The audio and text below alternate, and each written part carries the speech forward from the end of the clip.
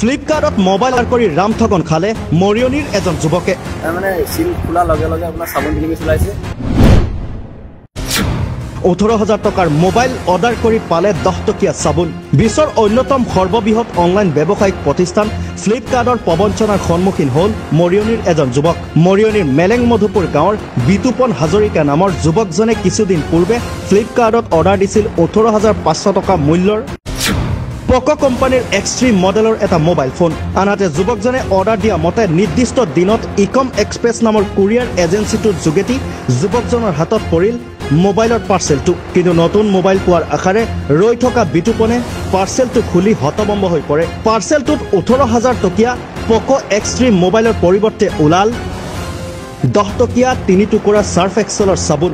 Service ইকম express আৰু ফ্লিপকাৰ্টৰ লগত যোগাযোগ কৰে যদিও কোনো ধৰণৰ সঁহাৰি লাভ নকৰিলে। ফলত যুৱকজন উপায়ন্তৰ হৈ আৰক্ষীৰ কাষ চপাৰ লগতে ইকম এক্সপ্ৰেছৰ কৰ্মচাৰী মঞ্জিত শৰ্মাৰ বিৰুদ্ধে মৰিয়নি আৰক্ষী থানাত প্ৰবঞ্চনাৰ অভিযোগ উত্থাপন কৰি এখন এজাহাৰ দাখিল কৰে। আনহাতে ফ্লিপকাৰ্টৰ দৰে বিশ্বৰ আগশাৰীৰ অনলাইন ব্যৱসায়িক প্ৰতিষ্ঠানত সামগ্ৰী অৰ্ডাৰ দি প্ৰবঞ্চনাত হ'বলগীয়া হোৱা ঘটনাই মৰিয়নিত প্ৰতিক্ৰিয়াৰ সৃষ্টি কৰিছে। আপোনালোকে ফ্লিপকাৰ্টত কি অৰ্ডাৰ দিছিল? পক' এক্সট্ৰিম মোবাইল এটা অৰ্ডাৰ দিছিলোঁ। 9 তাৰিখে মোক দিছিলে। তাৰপিছত আপোনাৰ মোবাইলটো যেতিয়া আমি পিক আপ কৰিবলৈ আহিছিলোঁ, হেৰি পুখুৰীত আমাক দিবলৈ গৈছিলে এজন ইকমৰ ল'ৰা, এই বিক্ৰম বুলি নামটো।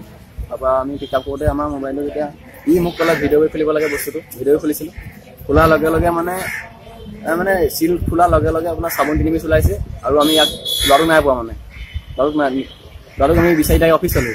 অলৰেডি পেমেণ্ট কৰি থোৱা আছিলে? পেমেণ্ট কৰিলোঁ, কেছ অন ডেলিভাৰী পইচা নিয়াই খুলিব নিদিয়ে। মানে সেইমতে পইচা দি দিলোঁ তেখেতক। পইচা দিয়াৰ পিছত ই মানে লগালগ গুচি আহিলে। মানে তাৰপিছত আমি কেলৈ গুচি আহিলে বুলি এইবোৰ আমি নাজানো। প্ৰথম অৰ্ডাৰ দিছোঁ মই ফাৰ্ষ্ট টাইম। তাৰপৰা এই ল'ৰাটো কি ক'লে ভিডিঅ' খুলিব লাগে, কি ক'লে বোলে মই ইমান নাজানো, মানে ভিডিঅ' খুলিলে মানে এইবিলাক ফল্ছ বেছি হৈছে আজিকালি, সেইকাৰণে এইবিলাক ভিডিঅ' খোলা। কি নাম আছিলে আপোনাৰ? মোৰ নাম বিতুপন আছে। বিতুপন হাজৰিকা। ঘৰ মেলেং মধুপুৰ। অৰ্ডাৰটো ক'ত লৈছিলে? অৰ্ডাৰটো মানে ক'ত ডেলিভাৰী ক'ত দিছিলে? মোৰ ডেলিভাৰী এম.ই.এছত দিছিলে। কেইদিন হ'ল লোৱা? যোৱা আপোনাৰ এইবিলাক ঘূৰি পকি 15 দিন পাৰ হৈ গ'ল ন। মোৰ মানে চকুৱে আছে এনেকৈ। হেৰিয়ত অফিচলৈ আহিলোঁ। তাৰপিছত বস্তুটো যেতিয়া মিচিং ওলা না, বস্তুটো আপোনাৰ চাবোন কিনি দি চলালে। ওচৰতে খোলোতে বেলেগ মানুহ দেখিছে, মানে ভিডিঅ' কৰি ৰাখিছোঁ বস্তুটো খোলা আগত। আৰু যেতিয়া চাবোন কিনি দি চলালে, তাৰপিছত আমি লগালগ অফিচলৈ আহিলোঁ। ইনকম অফিচত আহিলোঁ। এতিয়া মঞ্জিত শৰ্মা ছুপাৰভাইজাৰ আছে, মানে আৰু আছে এমপ্লয়ী 4জনমান আছে। আমি কৈছোঁ বোলো এইটো বস্তু এনেকুৱা হ'লে কি হ'ব বোলে। এতিয়া কৈছে এইটো বোলে আমাৰ এটা হেৰি আছে, মানে পলিচি আছে, এইটো চিষ্টেমত যাব লাগিব, চিষ্টেমতে যাব লাগিব। সাধাৰণ ঘটনা। এতিয়া এইটো বোলে সাধাৰণ ঘটনা, এইটো চল্ভ হৈ যাব। তাৰপৰা তেওঁলোকক মোবাইলটো বোলো আমিতো নাজানো, আপোনালোকে কি পাই কৰি দিয়ক। তাৰপিছত তেওঁলোকক মোবাইলটো দি দিলোঁ।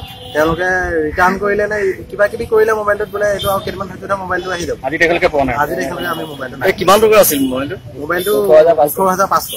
18,500 আপোনালোকে কেছ দিছে? এতিয়া আমি থানাত এখন এজাহাৰ আপোনালোকে কেছ পেমেণ্ট কৰিছে? কেছ পেমেণ্ট পইচা অলৰেডি পেমেণ্ট কৰা হৈ গ'ল। কেছ অন ডেলিভাৰী আছিলে, পইচাটো দি পেলাই মানে বস্তুটো লৈছোঁ। পইচাটো দিছোঁ, তেখেতে গুচি আহিছে মানে আমাক দি পেলাই।